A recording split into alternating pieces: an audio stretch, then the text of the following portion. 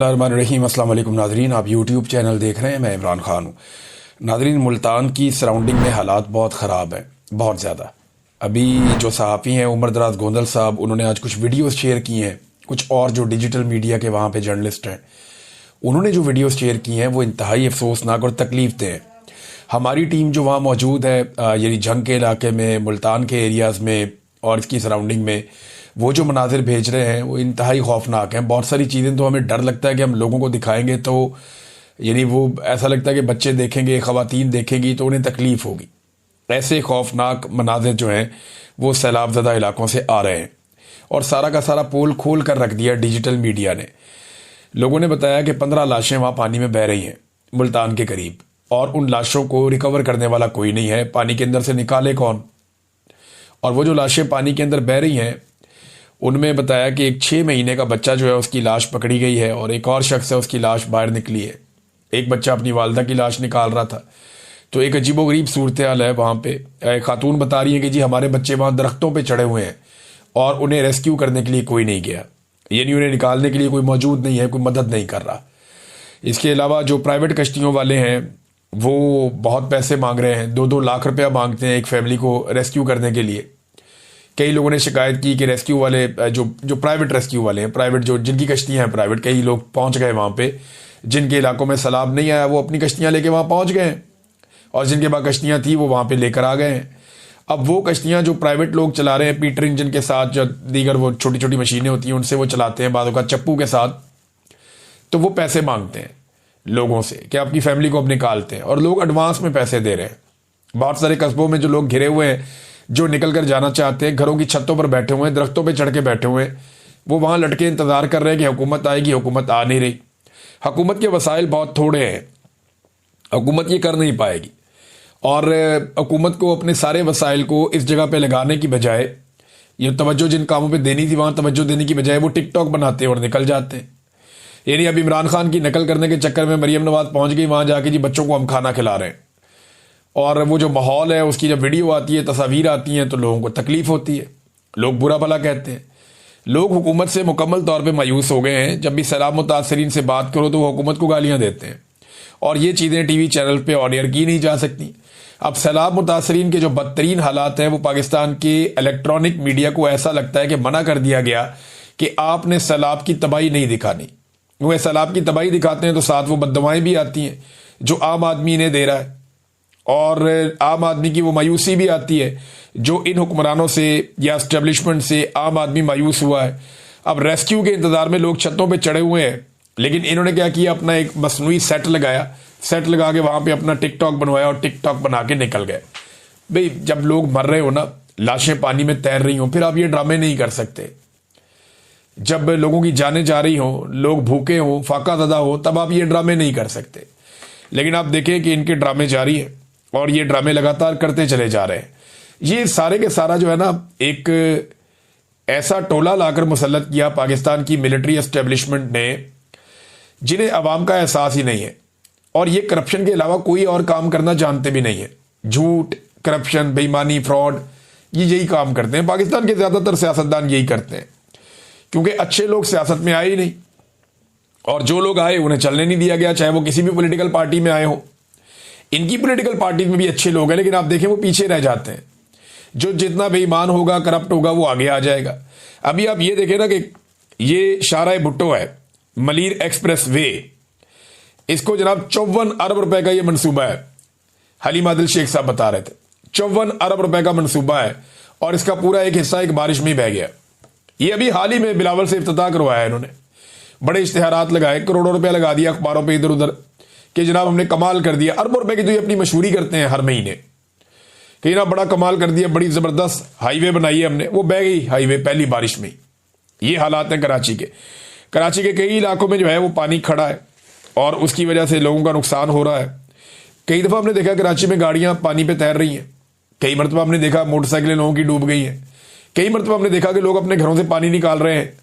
लेकिन ये इतने मुतमईन है, इतने मुतमईन है, ऐसा लगता है कि जैसे कुछ हुआ ही नहीं। आम आदमी का नुकसान हो, इन्हें फिक्र ही नहीं होती, इन्हें परवाह ही नहीं होती कि आम आदमी का नुकसान हो गया। अब मरियम नवाज ने गुजरात का दौरा किया, वहां पे इंतजामिया ने चूना लगाया मरियम नवाज को और मरियम नवाज ने चूना लगाया आवाम को। जबकि हकीकत यह है कि अभी भी गुजरात के कुछ इलाकों से पानी नहीं निकल सका। ये अभी लोग सोशल मीडिया पे डाल रहे हैं कि जनाब 8 दिन हो गए हैं गुजरात में बारिश को रुके हुए, 8 दिन हो गए। 8 दिन पहले वहां बारिश हुई थी, वो 8 दिन से वहां जो पानी खड़ा है अभी भी कुछ इलाकों में अभी भी खड़ा है, और वो पानी हुकूमत निकालने में नाकाम है। मच्छर पैदा हो रहे हैं, बीमारियां पैदा हो रही हैं, गैस्ट्रो के केसेस हैं। तो ये हुकूमत एक नाअहली की पूरी एक दास्तान है, जिनके अंदर कैपेसिटी नहीं, इनकी पूरी तवज्जो अवाम को कुचलने पर रही है। क्यों, देखिए एक पॉलिटिकल पार्टी पूरी अवाम ही उसके साथ है ना। इन पाकिस्तानियों की बड़ी तादाद उस पॉलिटिकल पार्टी के साथ खड़ी होगी, तो इन्होंने पाकिस्तानियों से दुश्मनी कर ली। अब पाकिस्तानियों को खिदमत करने की बजाय पाकिस्तानियों को मारने के काम पे लग गए। उसी काम में इन्होंने अपने 3 साल 3.5 साल जाया कर दिए, कोई तैयारी किसी चीज की नहीं की, अब नतीजा भुगत रहे हैं। गुजरात से 8 दिन बाद भी कई इलाकों से पानी अभी तक नहीं निकला है। और एक वार्निंग नादरीन मैं आपको दे रहा हूं, हालात इतने खराब हैं कि हुकूमत के पास गंदम के ज़खायर बहुत कम रह गए हैं। जो पंजाब हुकूमत है उसने एक बड़ी गंदी पॉलिसी अपनाई और उन्होंने किसानों को रोल कर रख दिया। किसानों को मजबूर किया कि वो अपनी गंदम 2000 रुपये में बेच दें, तो बेचारे अपनी ओने पोने गंदम बेच के किसानों ने नुकसान उठा लिया। अब जिन लोगों ने वो गंदम खरीदी उसके बाद माफिया तगड़ा हो गया, अब किल्लत पैदा हो गई गंदम की, और गंदम की कीमत जो है वो 4000 रुपये तक पहुंच गई है, यानी डबल कीमत हो गई गंदम की, और इससे भी अभी बढ़ती चली जाएगी। वजह यह है कि हुकूमत के पास जो गंदम का स्टॉक है वो नाकाफी है। बहुत सारी गंदम जो है वो फ्लड्स की वजह से ज़ाया हो गई है। हुकूमत के कई सेंटर्स जहां पे उन्होंने गंदम रखी हुई थी वहां भी गंदम ज़ाया हो गई है। तो आटे का एक बड़ा शदीद बहरान पैदा होने जा रहा है। गंदम की और आटे की पाकिस्तान में अब किल्लत रहेगी आने वाले महीनों में, और पाकिस्तान को बाहर से गंदम इंपोर्ट करनी पड़ेगी। अगर आपने अभी गंदम इंपोर्ट ना की या बाहर से गंदम मंगाने का बंदोबस्त ना किया तो पाकिस्तान जो है वो आटे की किल्लत से 2-4 होगा। देखिए बचने के लिए कर क्या रहे हैं कि खैबर पख्तूनख्वा में जो आटा जाता है उसकी सप्लाई बंद कर दी गई है। दीगर कई इलाकों में जो आटा जाता है उसकी सप्लाई रोक रहे हैं पंजाब हुकूमत के लोग, और ये शिकवा खैबर पख्तूनख्वा के जो अरकान असम्बली हैं वो कर रहे हैं कि हमारे साथ ये ज्यादती शुरू हो चुकी है और यहां किल्लत पैदा की जा रही है। तो जब ये किल्लत पैदा की जाएगी माफिया इसमें इन्वॉल्व होगा और फिर ये ज्यादा पैसे कमाएंगे, ये अपने पैसे को 3 गुना 4 गुना करेंगे। और ये सारी हुकूमत इसके अंदर मुलव्विस है। अगर मुलव्विस ना होती तो गवर्नेंस के जरिए से इन चीजों पे कंट्रोल किया जा सकता था, लेकिन इन्होंने जानबूझकर चीनी का और आटे का बार बार बहरान पैदा किया ताकि सैकड़ों अरब जो है वो चला जाए इनकी जेबों में, और यही गेम अब ये दोबारा खेल रहे हैं। अब देखें ना, पाकिस्तानी किसान को फायदा नहीं दिया, उसको मजबूर किया कि ओने पोने अपनी गंदम बेचे। अब ये जाएंगे आलमी मार्केट में, वहां से गंदम खरीदेंगे, जो बाहर दुनिया के किसान हैं उन्हें फायदा देंगे, दूसरे मुल्कों को फायदा देंगे, अपने अरबों डॉलर खर्च करेंगे, लेकिन पाकिस्तानी किसान को फायदा नहीं देंगे। यही गंदी हरकत इन्होंने पहले भी की थी और यही गंदी और घटिया हरकत ये दोबारा करने जा रहे हैं। अब मैं जहां गंदम की और आटे की बात कर रहा हूं, ये बात बिलावल से सहाफी पूछना चाहते थे। बिलावल वहां पे एक मीडिया टॉक किया और सहाफी सवाल करना चाहते थे। बाद में सहाफी ने कहा कि सर हमारा सवाल ही आपने नहीं लिया, और वो सहाफी दूसरा कहता रहा कि सर आटा महंगा हो गया, सर आटा महंगा हो गया, और बिलावल ने उनको देखकर मुंह चढ़ाया। ये जरा देखें छोटी सी वीडियो आप, ये देखें ये मुंह चढ़ा रहा है, ये है सियासतदान? ये देखें, ये सियासतदान लगता है आपको?